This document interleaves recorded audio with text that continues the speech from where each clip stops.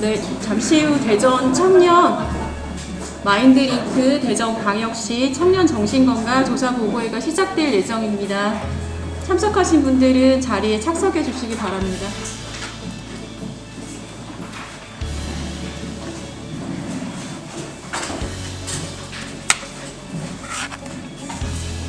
네, 몇 가지 안내 말씀드리도록 하겠습니다. 행사가 시작되면 휴대폰은 진동 또는 무음으로 해주시길 협조 부탁드리고요. 추후에 다시 한번 말씀드리겠지만 조사 결과 발표 후에 저희가 만족도 조사를 또 할 예정이라서 잊지 않고 해주시길 부탁드리겠습니다. 지금부터 대전광역시 청년 정신건강 조사보고서 발간 보고회를 시작하겠습니다. 안녕하세요. 저는 사회를 맡은 대전광역 정신건강복지센터 현행팀장 권현미라고 합니다. 만나서 반갑습니다. 네. 오늘 보고회에 이렇게 대전을 비롯해서 이렇게 다양한 지역에서 참석을 해주셨습니다. 저희가 이렇게 모두 다 이렇게 소개를 해드리면 좋겠는데 이렇게 시간 관계상 조금 생략을 하고 그런 부분들에 대해서 좀 양해 말씀을 부탁을 드리겠습니다. 우선 저희 기관을 물심양면 도와주시는 대전광역시 건강보건과 이렇게 박재우 팀장님 필두로 그냥 잠시 그냥 인사만 해주시면 좋을 것 같습니다. 네, 참석하셨고 그리고 대전시 정신재활시설 협회 협회장이신 이병건 회장님 참석하셨습니다. 그리고 대전 서구 중독관리 통합지원센터 한희석 센터장님 참석하셨습니다. 그리고 대전광역시 가족센터 센터장님이신 김혜영 센터장님 아직 안 오셨군요. 네, 일단 오시면 한번 인사드리도록 하겠습니다. 많은 분들께 감사 인사를 드리고요. 그리고 그 외에도 이제 타 지역에서 오신 분들이 계시는데 저희가 일일이 소개를 못 해드리는 걸 좀 양해를 좀 부탁을 드리겠습니다. 오늘 진행된 일정에 대해서 간단하게 말씀을 드리도록 하겠습니다. 우선은 조사 사업의 이제 추진 배경과 그리고 주요 결과 보고, 시사점, 그리고 질의응답 순으로 이렇게 진행이 될 예정입니다. 다음으로 오늘 보고회에 발표자이신 대전광역 정신건강복지센터장 권국주 센터장님이 인사 말씀을 듣고 바로 조사 결과 발표를 듣도록 하겠습니다. 권국주 센터장님은 서울대학교 출신이시고 현재 충남대학교 임상부 교수님이시자 그리고 대전 스마일센터와 저희 대전광역 정신건강복지센터 센터장님을 겸임하고 계십니다. 오늘 대전광역시 청년 정신건강 조사 결과에 대해서 발표해 주실 권국주 센터장님을 박수로 모시겠습니다.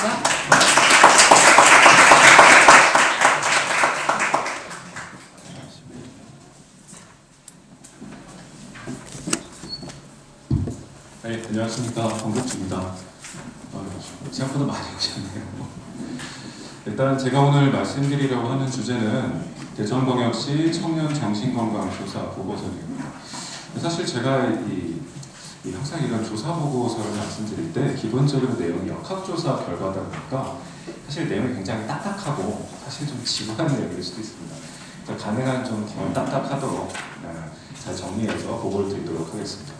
제가 좀 궁금한 게 있는데요. 이걸 모이신 분들 중에서 마인드링크가 어떤 기관인지 아시는 분 한번 손 들어주시겠어요? 솔직히 잘 모르겠다 하시는 분 계실까요? 아까 손 드셨던 분은 절반이 채 안 됐는데 일단 제가 오늘 조사 보고서 말씀 내용을 말씀을 드리는 거는 어쨌든 저희가 어떤 조사를 했는지 보고하겠다는 의미도 있지만 어쨌든 저희 마인드링크를 좀 홍보하겠다는 뜻도 있습니다. 그래서 시작하면서 저희 마인드링크가 어떤 기관이고 어떤 취지를 통해 설립이 됐는지를 간단히 언급드리고 조사 보고를 진행하도록 하겠습니다. 저희가 이제 이 그림은요, 저희가 정신증 환자들의 발병에 대해서 나타나는 표입니다. 저희가 왜 이제 오늘 발표회에서 정신건강 문제, 정신질환, 정신증, 조기정신증 이런 식으로 이 비슷비슷한 용어가 반복해서 등장을 할 겁니다. 사실 여기 계신 분들은 대부분 다 아시는 내용이겠지만 헷갈리시는 분들이 있을 것 같아서 제가 먼저 말씀을 드리겠습니다. 그러니까 정신건강 문제라고 하면 저희가 일상을 생활하면서 겪는 어떤 심리적인 문제, 행동적인 문제 그냥 전반을 다 통틀어서 하는 일컫는 말입니다.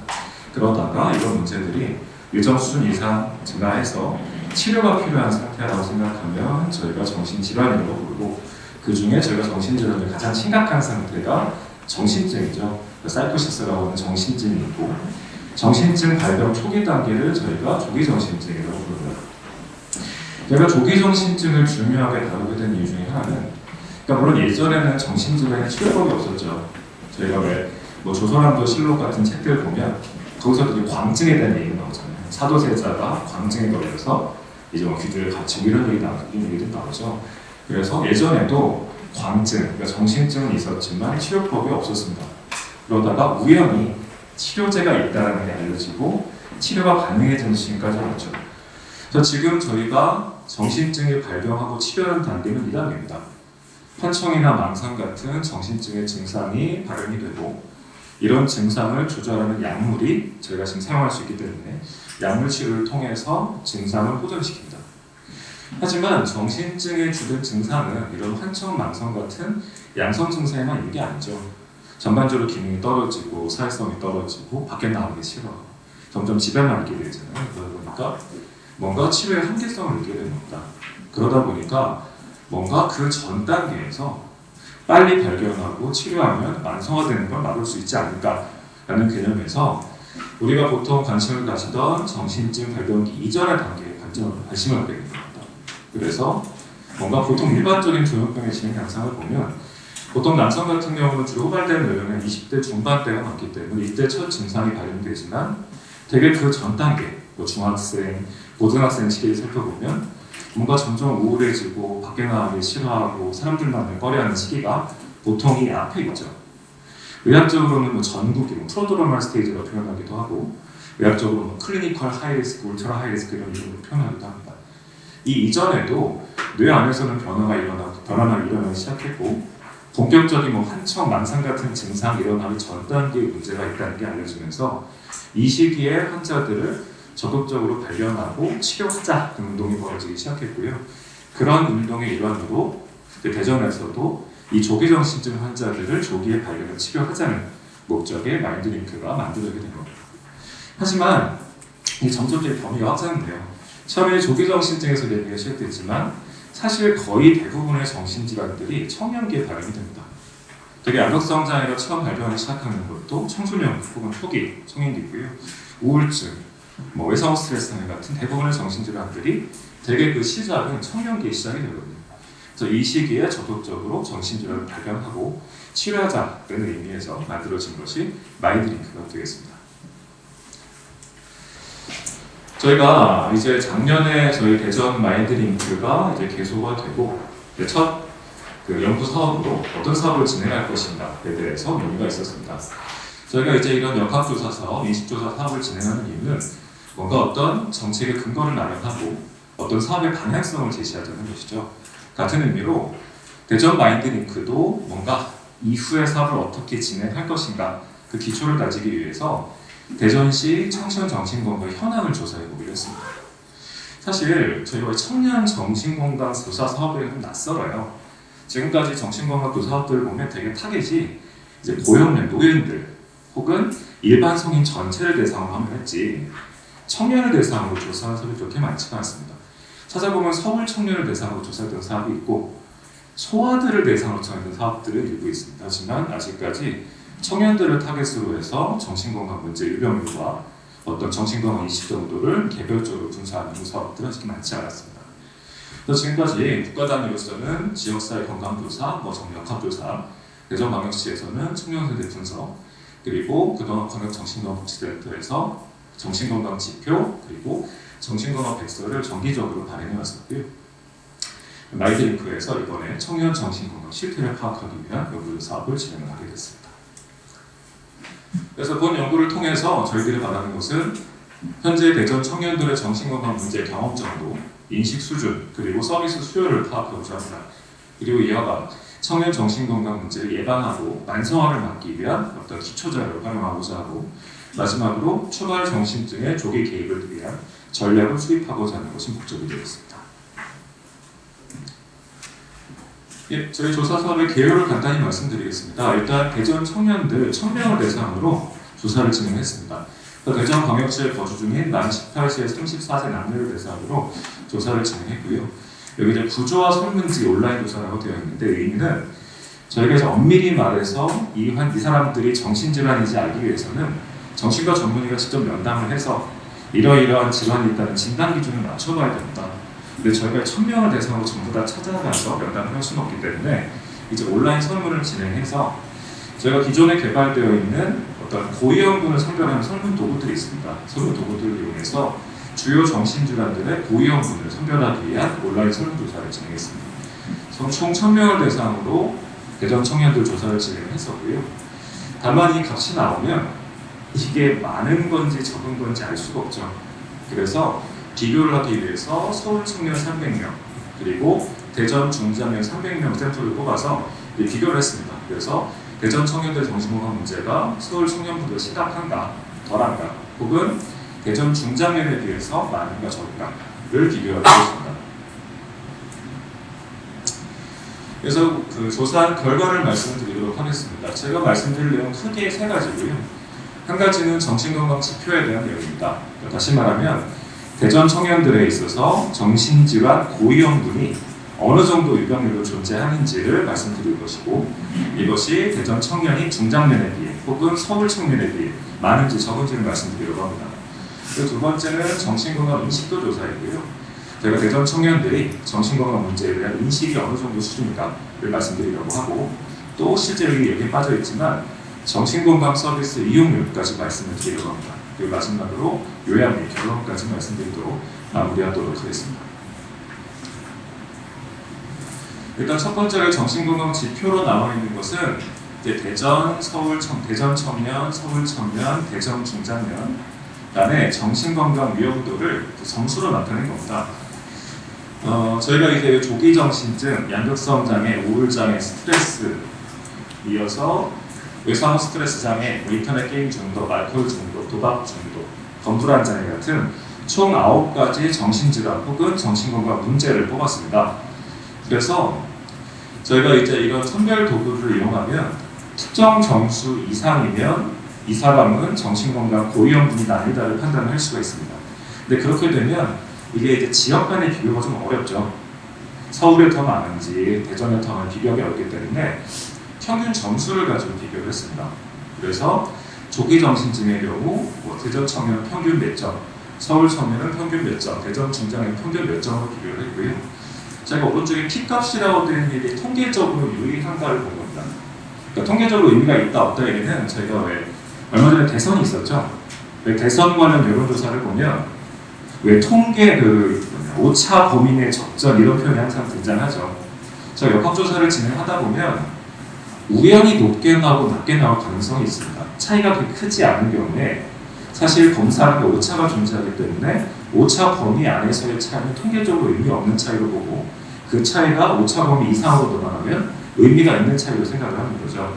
그래서 여기 이제 사후 분석을 통해서 1, 2, 3으로 해가지고 실제로 대전 청년이 서울 청년이나 대전 중장년에 비해서 위험도가 높은지 낮은지 분석을 했습니다.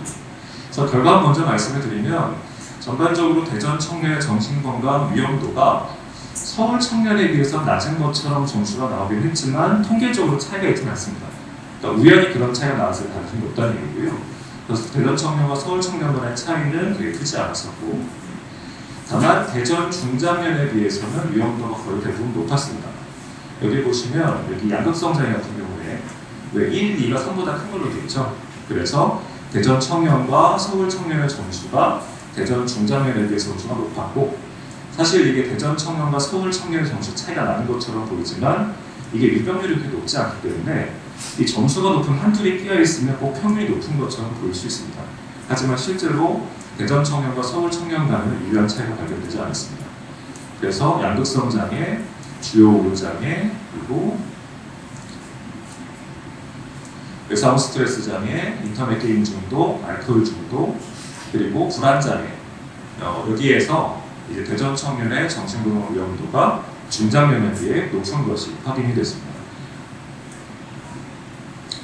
좀 전에 말씀드린 내용을 표로 정리한 것이고요. 대전 청년에서 정신건강 문제가 대전 중장년보다 높은 것이 확인됐었고 조기 정신증은 두 순간 유의한 차이 없었지만 조울증, 그리고 주요 우울장애, 스트레스 장애, 외상후 스트레스 장애, 인터넷 게임 중독, 알코올 사용 장애, 도박 장애, 그리고 건불안 장애 모두 중장년에 비해 청년에서 고위험군 유병률이 높았습니다. 자, 이어서 정신건강 고위험군 유병률입니다. 저희가 이제 보통 유병률을 계산할 때 21%라고 하면 대전 시민, 그러니까 대전 청년 100명 중에서 21명이 우울증 고위험군이다라는 것을 의미합니다. 그래서 유병률이 높은 순서대로 나가는 것이고요. 주요 우울 장애가 21%로 가장 높았고, 그 다음 외상후 스트레스 장애, 조기 정신증, 알코올 중독, 인터넷 게임 중독, 도박 중독, 건불안 장애, 스트레스 장애, 조울병 순위로 나타났습니다. 사실 이게 엄밀히 말할 때 이건 고위험군을 의미하는 겁니다. 사실 이게 완벽한 진단을 의미하는 것은 아니기 때문에 이런 질환의 위험이 높은 사람들이 이 정도 비율로 대전 내에 존재한다고 생각하시면 되겠습니다. 그리고 전체 질환에 두드러지지 나타나는 특징은 이 정신건강 위험도와 이제 가구 소득이 반비례하는 겁니다. 사실 거의 대부분의 역사적 이런 결과가 나오는데요. 가계 소득이 낮으면 낮을수록 정신건강 문제가 높은 것으로 나옵니다.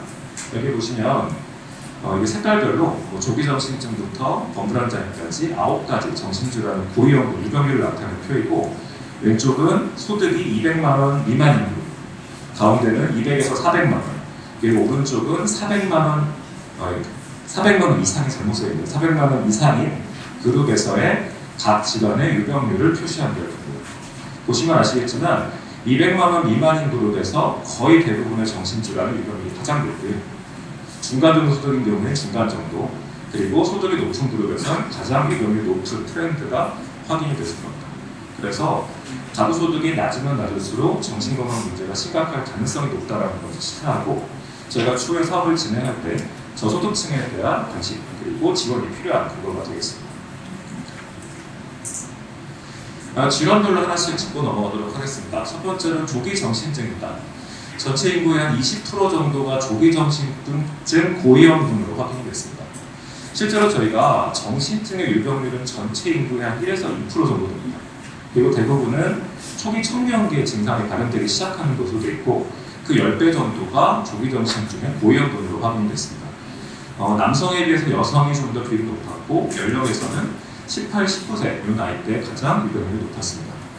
다만 이 가족 구성 형태는 이게 표마다 좀 차이가 있는데요. 보시면 1인 가구, 그리고 핵가족은 이제 부모 자식 간에 이루어진 가족들, 그리고 대가족은 3대가 같이 사는 가족을 말하는데, 이게 미리 말씀드려야 할 게 대가족이 거의 없습니다.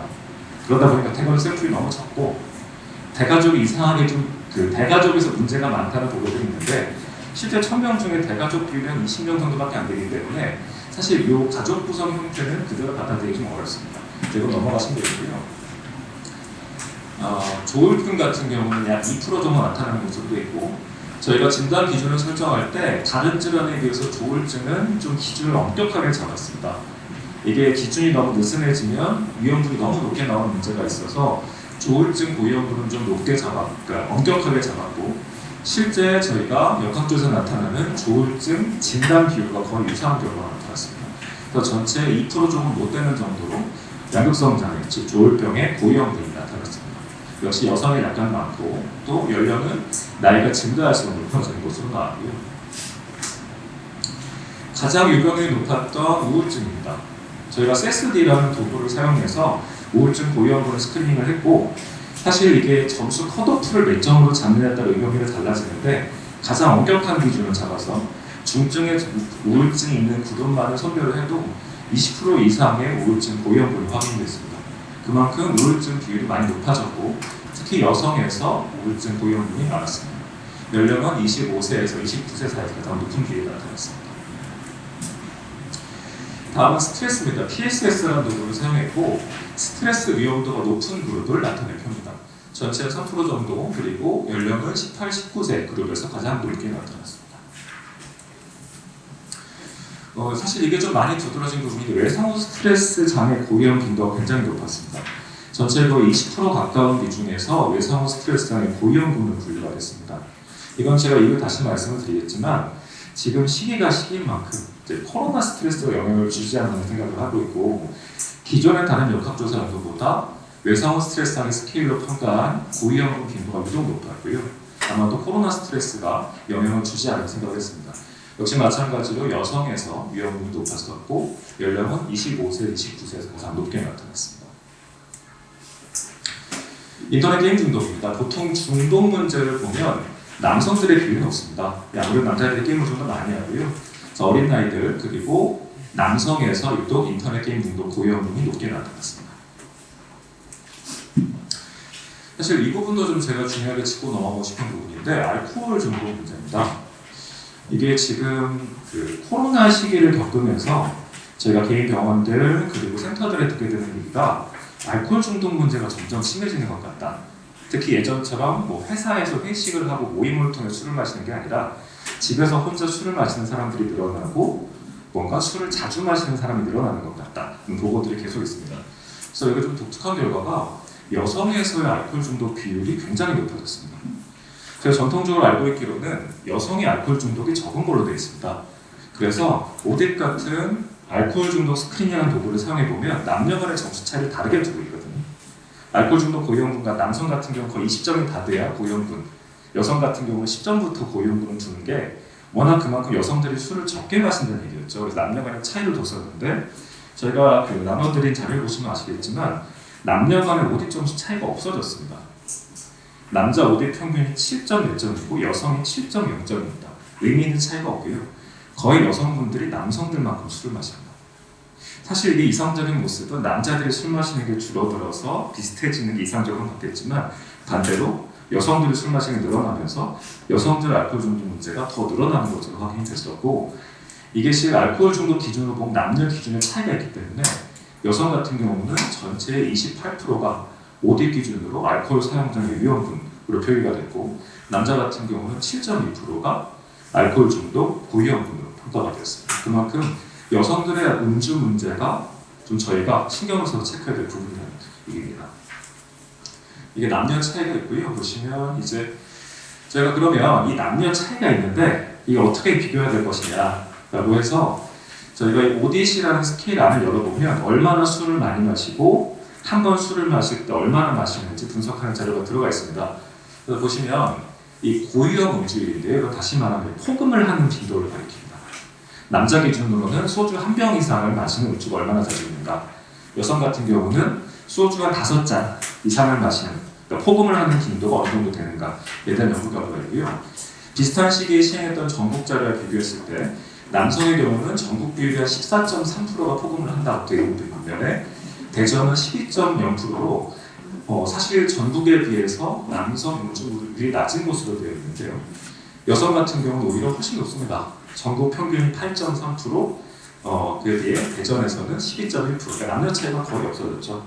그래서 전국적으로 볼 때 대전 여성의 고위험 음주 비율이 증가하고 알코올 문제 고위험군이 증가하고 있는 추이가 확인이 됐습니다.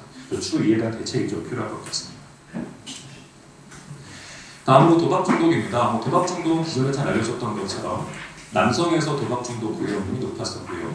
또 연령은 25세에서 29세 사이 가장 높게 나타났습니다. 그리고 마지막으로 불안장애인데 불안장애는 여성의 높은 곳으로 나타났고 또 18세에서 19세 가장 어린 층에서 높게 나타났습니다. 여기까지가 정신건강 지표에 대한 내용이고요. 전체적으로 다시 요약해서 말씀드리면 주요 우울장애 가장 높게 나타났고 그 다음으로 외상후 스트레스 장애 순으로 이어졌었고 특히 여성에서의 음주 문제가 증가하는 것이 두드러졌었습니다. 이어서 정신건강 인지도에 대한 말씀을 드리겠습니다. 이 정신질환 관련 이미지라는 것은 이제 시민들에게 조사를 했을 때 정신질환이라는 말을 들었을 때 어떤 병이 먼저 떠오르는지를 물어본 겁니다. 그래서 보시면 이게 대전 청년 그리고 서울 청년, 대전 중장년을 통해 조사를 했던 것이고요. 이 공통적인 특징을 보면 청년들의 경우는 정신질환하면 우울증에 떠오른다는 사람의 비율이 가장 높았었고 대전 중장년 같은 경우는 조현병에 떠오른다는 사람이 가장 많았습니다. 얘기는 뒤집어 말하면 예전에 정신질환에 대한 어떤 낙인 효과가 있습니다. 내가 정신질환이 있어서 정신건강과 치료를 받고 있다고 하면 예전에 중장년층 같은 경우는 뭔가 떠올리는 것이 이 사람이 조현병이다 이런 이미지를 떠올린다는 거죠. 그래서 뭔가 아무래도 이런 낙인 효과 때문에 정신과 치료를 받는 것을 꺼려하고 피하게 되는 특징들이 있었습니다. 그런 낙인 효과가 조금씩 약화되고 있는 특징이라고 볼 수 있고요. 그래서 뭔가 정신질환 이미지가 조현병 같은 중증 정신질환, 또 치료가 어려운 질환이 아니라 치료가 가능한 주요 우울장애 같은 질환으로 변화하고 있다. 아무래도 인식이 좀 바뀌어가고 있다는 결과를 볼 수가 있겠습니다. 그리고 정신건강 관련 인지 및 이용 경험입니다. 그 정신건강복지센터에 대해 인지하는 비율이 어느 정도인 조사를 했고 총 1000명 중에 38.1%에서 정신건강복지센터를 인지하고 있다고 답변했습니다. 그리고 인지율은 높은데 실제로 이용하는 비율은 그렇게 높지 않고요. 전체 인구의 한 6.8%, 이게 지금 이 38.1% 안에서 이 알고 있는 사람 중에 6.8%가 이용한 경험이 있다고 얘기했습니다. 그래서 이 얘기는 다시 근데 얼핏 생각하면 이 사람이 정신건강 문제가 없으니까 이용 안 한 거 아니냐고 생각할 수 있죠. 그래서 저희가 2차 분석을 해서 실제로 앞에서 조기정신증이나 우울증의 고위험군으로 구분됐던 사람들 중에서 실제로 이런 정신건강복지센터를 이용한 비율을 다시 한번 계산을 해봤습니다. 확인을 해본 결과 조기정신증 고위험군에서 정신건강복지센터를 이용한 비율은 17.6%였었고 우울증 고위험군에서 센터를 이용한 경험은 11%에 불과했습니다. 그만큼 정신건강 문제를 가지고 있는 사람들이 정신건강 서비스를 이용하는 비율이 아직은 많이 낮다라는 것을 의미한다고 볼 수 있습니다. 두 번째로 24시간 위기 상담 전화입니다. 전체 인구 1000명들 중에서 209명이 이 24시간 상담 전화를 알고 있다고 보고를 했고 이 알고 있던 사람들 중에 6.2%, 그러니까 사실 이것도 굉장히 비율이 낮죠. 그만큼 24시간 상담 전화가 있는 걸 알고 있어도 94%는 아직 이용한 적이 없다라고 확인할 수가 있고 마찬가지로 조기정신증 고위험군의 경우 전체 이용자 중에 7.7%만이 24시간 상담 전화 이용해본 경험이 있고 우울증 고위험군 중에 9.8%만이 이용한 경험이 있는 것으로 되어 있습니다.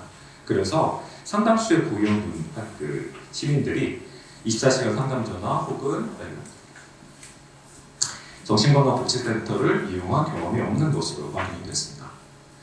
마지막으로 마인드링크이고요. 마인드링크는 작년에 개소한 기관이다 보니 사실 아직 인지도가 높지 않고 이 조사한 시점이 작년 11월이다 보니까 더더욱 그런 것 같습니다. 그래서 전체 청년들 중에 4.5%가 마인드링크에 대해 인지를 하고 있고 인지한 인원 중에 13.3%, 그러니까 총 8명인데요. 굉장히 적은 숫자가 실제로 마인드링크를 이용한 것으로 확인됐습니다. 조기정신증 선별 척도 이상 있는 사람들 중 21%, 그리고 우울증 선별 척도 이상 있는 사람 중에서는 20%가 이용 경험이 있는 것으로 보고됐습니다. 다음으로 정신건강에 대한 인지도입니다. 이게 지금 매년 추이를 보면 정신건강에 대한 인지도는 조금씩 향상이 되어 가서 확인할 수가 있습니다. 그래서 정신질환은 누구나 걸릴 수 있다라고 보고한 비율은 점차 증가하고 있고요. 지금은 한 전체 인구의 90% 가까운 96.7%네요. 인구가 정신질환은 누구나 경험할 수 있다라고 긍정하였고 또 그냥 보통이라고 대답한 사람도 9.6%이기 때문에 거의 대부분 사람들이 정신질환은 그냥 일상적인 누구나 겪을 수 있는 일반적인 문제다라고 받아들이고 있습니다. 하지만 그 아래 문항들에서는 차이가 좀 보이는데요. 그러니까 정신건강에 한 번 걸리면 평생 문제가 된다. 정신건강이 있는 사람들은 다른 사람들보다 위험하다는 보고가 여전히 꽤 높은 비중을 차지하고 있고 또 이 낙인에 대한 효과, 내가 정신질환에 걸리게 되면 내 주위 사람들이 내게 등을 돌릴 것이다. 내가 뭔가 고립될 것이다 라고 보고한 비율도 상당히 높습니다.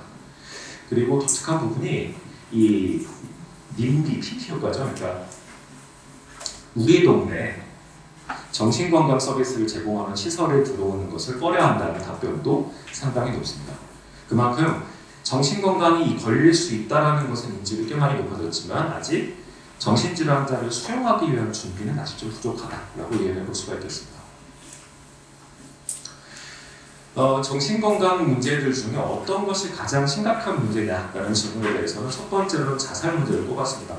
사실 대전의 자살 문제가 심각하고 청년들도 대전의 정신건강 문제가 심각하다고 받아들이고 있는 것 같습니다. 전체 82%가 자살 문제를 가장 위험한 정신건강 문제를 꼽았고 그 다음으로 정신병, 그러니까 조현병 같은 정신병 그리고 다음에 이어서 기분장애, 우울, 조울병 같은 병들을 심각한 문제로 꼽았습니다. 그럼 이런 정신건강 문제를 누가 해결을 해야 될 것인가에 대한 질문에서는 광역단체장치가 해결해야 된다고 주장하는 시민들이 66%가 가장 높았고 그 다음으로는 정신건강복지센터가 62%를 뒤를 이었습니다. 다음은 시민들이 겪는 개인 정신건강 경험에 대한 이야기입니다. 그래서 스트레스 문제를 먼저 조사를 했었고 스트레스 원인에 대한 조사를 보면 첫 번째로 경제적인 어려움이 스트레스의 원인이다라는 보고가 33% 정도로 가장 높았고 그 다음으로 대인관계, 직장내 문제가 뒤를 이었습니다. 스스로 스트레스 문제가 있다고 보고한 비율은 38.2%인데 이 중 21.3%에서만 주변에 도움을 요청한 것으로 확인이 됐습니다.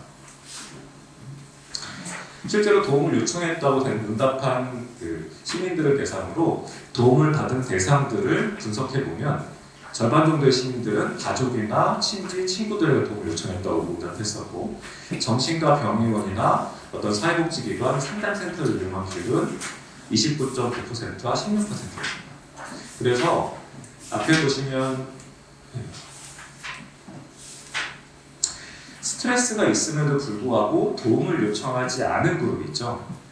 그래서 이분들에게 왜 도움을 받지 않았는지 질문했을 때는 가장 많은 숫자는 일단 문제가 그렇게 심각하지 않아서라고 응답한 비율이 50%로 가장 높았고 사실 이건 문제가 심각하지 않은 경우는 큰 문제가 아니지만 문제가 심각함에도 불구하고 도움을 받지 않는 그룹들이 존재하는 거죠. 여기 보시면 어차피 상담이나 치료를 받아도 효과가 없을 것 같아서라고 응답한 보호자가 25% 그리고 어디로 가서 도움을 청해야 할지 몰랐다라는 비율도 15.2%로 존재합니다. 그만큼 사실 홍보가 좀 더 필요한 거죠. 스트레스 문제를 도움과 해결할 수 있다라는 것들을 홍보해야 하고 또 어디를 가면 지원을 받을 수 있는지에 대해서도 저희가 홍보를 할 필요가 있겠습니다. 다음은 우울입니다. 실제로 우울증을 외부에서 진단을 받았거나 우울 문제가 있다고 보고한 비율이 19.6%였고요. 앞에서 왜 우울증 고위험군 비율과 거의 일치합니다. 20% 정도의 시민들이 우울증 문제로 고통받고 있고 근데 이 중에서 실제로 치료로 이어진 비율은 27.9% 그리고 도움 및 상담을 요청하는 그룹도 29.1% 그래서 거의 4분의 3에 해당하는 시민들이 우울증 문제를 겪고 있음에도 치료나 도움을 받지 못하고 있는 것으로 확인됐습니다. 도움받은 대상도 역시 거의 절반 정도가 가족, 친지, 친구이고요. 실제로 정신과 병의원 방문했다는 사람은 38%, 사회복지기관이나 상담센터 이용했다는 그룹은 14.9%였습니다. 도움받지 않은 이유는 비슷합니다. 상담을 받아도 효과가 없을 것 같다, 34.1%, 문제가 심각하지 않았다, 어디로 가서 도움을 청해야 할지 몰랐다가 21%입니다. 역시 마찬가지로 거의 50%에 해당하는 인구가 어디로 가야 될지 모르고 또 치료를 받아도 해결되지 않을 것 같다 생각해서 도움을 청하지 않는 것을 확인할 수 있습니다. 마지막으로 자살 문제입니다. 자살의 원인을 응답했을 때 역시나 경제 문제, 금전적 문제 거의 30%를 차지했습니다. 그만큼 높은 비율을 보였고요. 이어서 직장 문제, 가정 문제 순으로 이어졌습니다. 그래서 전체 청년 1000명을 대상으로 최근에 한번 자살 사고를 해본 적이 있는가에 대해 물어봤을 때 전체 청년의 34.7%가 자살 생각을 해본 적이 있다고 응답을 했었고요. 실제로 이 중에서 자살 시도를 경험했던 비율은 28.8%였습니다. 자살 사고를 했다고 응답했던 사람들 중에 도움을 요청했던 비율은 전체의 20%였고 이 중에 절반 정도는 가족이나 친지에게 도움을 받았다라고 되어 있고요. 여기 자세히 보면 실제로 병원의 의사에게 도움을 받았다는 사람은 전체의 9%에 불과하고 대부분은 가족, 친지, 친구, 지인들에게 도움을 요청한 것으로 확인이 됐습니다. 자살 사고가 있던 사람들 중에 정신건강 서비스 이용 경험은 더 낮은데 12.1%입니다. 그래서 자살 사고 있던 사람들 중에 열의 9은 전문 서비스를 이용하지 않는 거죠. 그리고 실제 이용 기관은 전체 10%, 12% 중에 절반 정도는 정신건강의학과 그리고 20% 정도는 정신건강복지센터, 전문 상담전화 그리고 개인 상담기관 순으로 이어졌습니다. 그래서 요약하면 대전 청년의 34.7%가 자살 사고를 경험했습니다. 근데 이들 중에서 실제로 정신건강 서비스를 이용한 비율은 12.1%에 불과했고 90% 정도의 시민들은 정신건강 서비스를 이용하지 않은 것이 확인이 됐습니다. 예, 제가 좀 길게 말씀을 드렸는데요. 이제 한번 요약을 좀 해보겠습니다. 제가 쭉 말씀드린 내용 좀 보면 대전 청년의 정신건강 문제가 심각합니다. 그러니까 대전 중장년에 비해서 대전 청년들의 정신건강 문제가 과소평가되고 있는 경향이 있습니다. 저희가 정신건강 문제를 생각할 때 우리가 취약계층이라고 생각하는 집단이 있죠. 대표적으로 뭐 노인 혹은 소아 청소년들이 정신건강 문제가 심각할 것이라고 생각을 합니다. 하지만 실제로 좀 청년들의 정신건강 문제가 간과되고 있는 것 같다라는 부분이 중요하고요. 저희 유병률을 계산해 봤을 때 주요 우울장애 가장 높았고 코로나19 이후에 발생한 외상후 스트레스하는 문제가 대두되고 있다. 여기 이어서 조기전신증 문제 그리고 알코올 사용 장애가 문제가 되고 있다는 얘기입니다. 특히 여성에서의 알코올 사용 장애 빈도가 증가하고 있기 때문에 이에 대한 대책이 필요하다 판단되고 이어서 저소득층의 정신건강 문제가 전반적으로 심각합니다. 그래서 관련 계획을 세울 때 저소득층을 어떻게 정신건강 서비스를 이용할 수 있도록 지원할 것인가가 분명히 고려될 것입니다. 전체 인구 중에 전체 청년 중에 34.7%가 자살 사고를 경험한 것으로 확인이 되었고 이 중 12%가 단 12%가 정신건강 서비스를 이용하고 90% 가까운 인구는 정신건강 서비스를 이용하지 않고 있습니다. 그래서 이들에 대해서 정신건강 서비스 이용률을 증가시킬 수 있는 대안이 필요합니다. 또 광역센터나 24시간 상담소나 마인드링크 인지도가 아직은 많이 낮고 이에 대한 홍보가 필요하고 아직까지 정신질환에 대한 이해도는 그렇게 높지 않다고 볼 수 있습니다. 마지막으로 제안입니다. 저희가 이런 청년 정신건강 문제를 해결하기 위해서 여러 가지 대책이 필요할 겁니다. 그래서 저희는 크게 4가지 틀로 잡았고요. 첫 번째로는 정신질환의 조기 중재 사업 관련된 정책을 수립하고 통합 서비스를 체계를 구축할 필요가 있습니다. 그리고 사실 이런 현실이 제대로 드러나지 않으면 어떤 정책으로 이어지기가 어렵습니다. 그렇기 때문에 정기적으로 저희 지역사회 내에 청년들의 정신건강 현황에 대한 지속적인 역학조사가 필요하다고 판단합니다.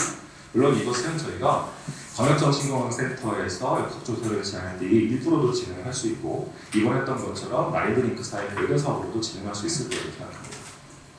또 지금 쭉 나왔던 내용들을 보면 정신건강 문제가 있는 시민들이 어떤 서비스를 어디서 받아야 될지 몰라서 혹은 서비스를 받더라도 좋아지지 않을 것으로 판단하고 서비스를 이용하지 않는 비율이 굉장히 높았습니다.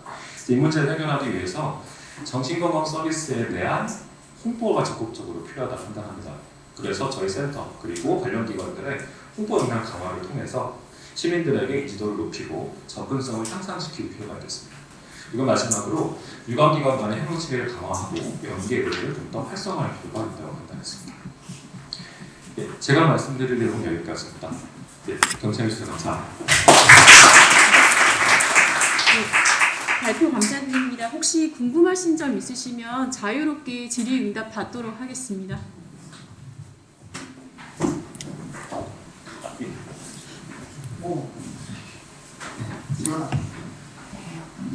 안녕하십니까. 대전광역 자살예방센터 최은구라고 합니다. 네, 통계 발표 좀 되게 들었던 것 중에서 가장 재밌게 들었습니다. 감사합니다. 네, 그 중에 제가 들으면서 궁금했던 게 그 대전 청년이랑 그다음 대전 중장년 비교해서 이 중장년도 그 청년 세대를 보냈고 그다음에 같은 코로나 세대를 경험하고 있는데 근데 왜 청년 세대가 중장년층에 비해서 정신질환이 위험이 높게 나오는 그 가장 큰 원인이 뭘까 듣다 보니까 궁금해져서 질문하게 됐어요. 저희가 이제 정신건강 문제의 발병 원인을 따질 때 크게 2가지를 봅니다. 그러니까 정신건강 문제는 타고나는 것이다. 어떤 유전적인 성이가 있는 거죠. 그래서 정신건강 문제가 쉽게 발현이 되는 사람들이 있고 이분들이 어떤 환경적 요인이 더해지면 정신질환이 발병한다고 생각을 합니다. 다만 청년기가 지금 얼핏 생각을 해보면 굉장히 불안정한 시기예요. 사실 이게 지금 조사한 나이대가 만 18세에서 34세까지인데 우리나라의 평균 결혼 연령을 생각해보면 아직 대부분은 아직 결혼도 못했고 가정을 꾸리지도 못했고 뭐 학업이나 직업에 있어서도 굉장히 불안정한 시기입니다. 사실 그 이후 나이대는 상당분이 결정이 된 시기라고 볼 수 있거든요. 그만큼 똑같은 코로나 상황에 노출이 되고 스트레스를 받더라도 어떤 불안정한 자기 상황에 스트레스가 더 극심할 수 있습니다. 그래서 이런 환경적인 요인이 영향을 줬을 것이라 생각을 하고요. 또 한 가지 특성은 저희가 왜 이제 나이가 들수록 이런 정신건강 스트레스를 받았을 때 대처하는 기술이 좀 더 늘어나거든요. 제가 젊었을 때는 질풍노도의 시기, 병화가 닥치는 시기가 있고 어느 정도 심리적인 안정을 찾아가는 시기가 있죠. 그래서 비슷한 스트레스를 받더라도 아무래도 청년층이 받는 스트레스가 더 클 것이라고 예상할 수가 있습니다. 이게 저희가 어떤 그 인버티드 유쉐입, 그러니까 거꾸로 된 유쉐입이라고 많이 표현하는데요. 그러니까 정신건강 문제가 계속 올라가거나 계속 떨어지는 게 아니라 특정 시기에 올라갔다가 자살률 문제도 그렇고 정신불균도 그렇고 초기 청년기의 정신건강 문제가 증가하는 것으로도 있고 중장년기에 대개는 좀 완화가 됐다가 노년기에 보통 증가하는 경우들이 많거든요. 자살률 문제도 그렇고 우울증 문제도 그렇습니다. 아마 그런 부분들이 영향을 주지 않을까 생각합니다. 그러면은 그렇게 됐을 경우 네. 중장년이랑 대전 청년을 비교할 게 아니라 노년 세대랑 비교했을 경우는 네. 그 차이가 그러면은 그렇게 많이 나진 않을까요? 그렇죠. 그러니까 좀 더 자세히 조사를 한다면 노년층도 포함해서 조사를 하면 좋은데 이 조사법에 한계가 좀 있었습니다. 그러니까 온라인 서베이이기 때문에 이게 노년층들을 대상으로 조사하는 한계가 있죠. 아무래도 어르신들 대상으로 조사를 하려면 직접 방문해서 설명드리고 조사하는 문제가 생깁니다. 그래서 추후에는 그런 정도 진행을 해보게 될 것 같습니다. 감사합니다. 네.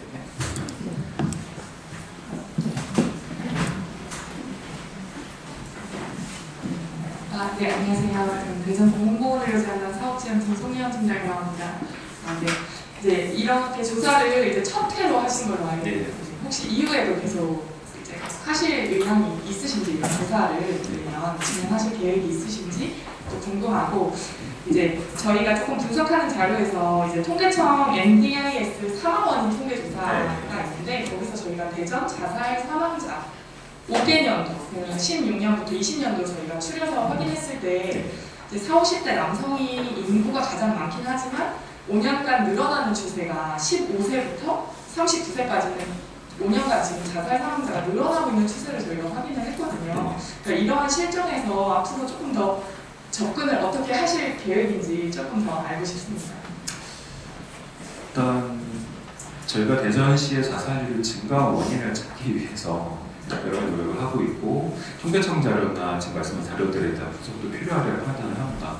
사실 근데 아직까지 저희가 정확히 결론을 못 내리고 있습니다. 어떤 그룹에서는 중장년 자살이 증가한 것이 원인일 것이다라고 주장하시는 분들도 있고 어떤 그룹에서는 저희가 이제 그 대전의 배후 지역들 있죠. 그러니까 뭐 충남이나 충북 지역에서 최근에 경제적인 상황이 어려워지면서 저소득층이 대전으로 몰려들고 대전에서 자살을 한다는 주장을 하시는 분들도 있고 어떤 그룹에서는 청년층이 문제다, 어떤 그룹에서는 노년층이 문제다 라는 주장들이 서로 좀 엇갈리고 있어서 제가 자살률 감소를 위한 타겟을 어느 집단으로 잡아야 될지가 사실 좀 논란이 있습니다. 일단 이 부분에 대해서는 저희도 아주 뭐 그냥 당연히 얘기를 해야 될 것 같은데 각계 협력이 정말 필요할 것 같고요. 저희가 갖고 있는 자료들 그리고 뭐 공공보건 지원단이나 아니면 뭐 경찰 자료나 이런 뭐 자료들을 최대한 모아서 저희가 타겟층을 좀 좁혀갈 수 있는 노력이 좀 필요할 것 같습니다. 그리고 추후에도 가능하다면 뭐 대전 전체에 어쨌든 제가 정신건강 100선은 정기적으로 발간을 하고 있습니다. 이 중에 뭐 노년층 혹은 청소년이나 청년층을 좀 더 그 파일을 키워서 조사하려는 계획을 가지고 있습니다. 감사합니다.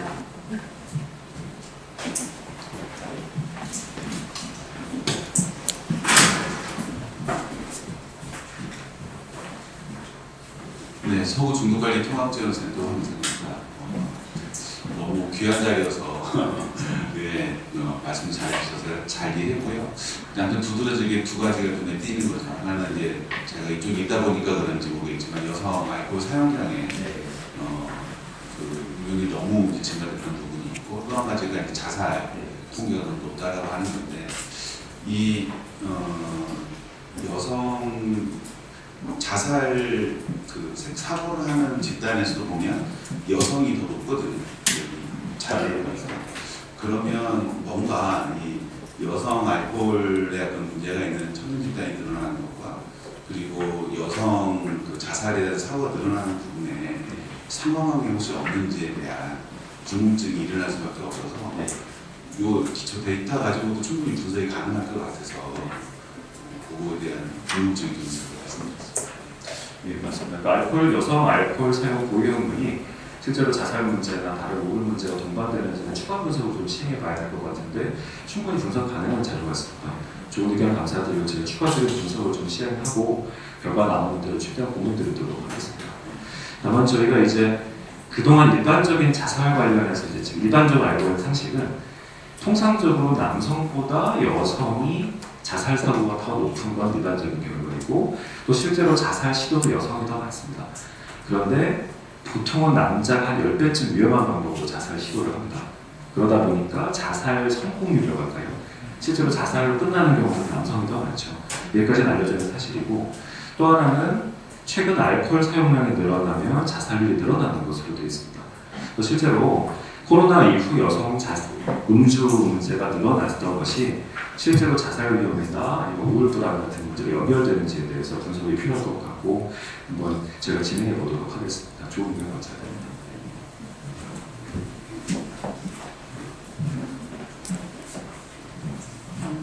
정신건강 팀장 박재입니다. 이렇게 이 보고서가 나오기까지 얼마나 많은 수고와 노력이 있었을지 감사를 드리고요. 다음에 이 귀한 자리에 우리 국장님 저희하고 스케줄을 미리 이제 협의를 해서 국장님을 모시고 하고 더 많은 인원이 이제 좀 다른 임대를 하더라도 다른 데서 했으면 좋겠다는 생각을 많이 했고요. 제가 궁금한 게 자살 관련 생각 경험에서 정신건강 서비스 이용 기간에 상담 전문 전화는 어디를 말하는 걸까요? 1577. 상담? 네. 1577-0299 같은 그런 상담 전화 말씀. 그러면 이게 저희 정신건강복지센터 그 홍보하고 같이 플러스를 하면 된다는 얘기네요. 네네. 그렇죠. 제가 보니까 딱 두 가지인 것 같아요. 저희 협력 체계 강화하고 홍보하고. 그래서 이제 그러면 그쪽으로 이렇게 이제 당장에 만복해 할 수는 없겠지만 첫걸음을 그렇게 내딛으면 아주 좋은 근거가 될 것 같다고 감사드립니다. 네, 감사합니다. 사실 유재충 전 센터장님께서 이제 사업 틀을 만들고 진행을 하셨고 사실 저는 이제 거의 이어받아가지고 분석 작업부터 참여를 하고 일부 좀 보완해야 될 부분을 수정해서 진행을 했습니다. 그리고 사실 정말 말씀하신 것처럼 연계와 홍보가 굉장히 중요하다는 걸 새삼 느낍니다. 제가 혼자 할 수 있는 건 거의 없는 것 같고요. 제가 이제 진료실에서 환자들 보고 직접 면담할 수 있는 숫자는 많아야 하루에 한 30명 이 정도지만 대전시 전체 자살 문제, 정신건강 문제는 사실 규모가 다른 문제죠.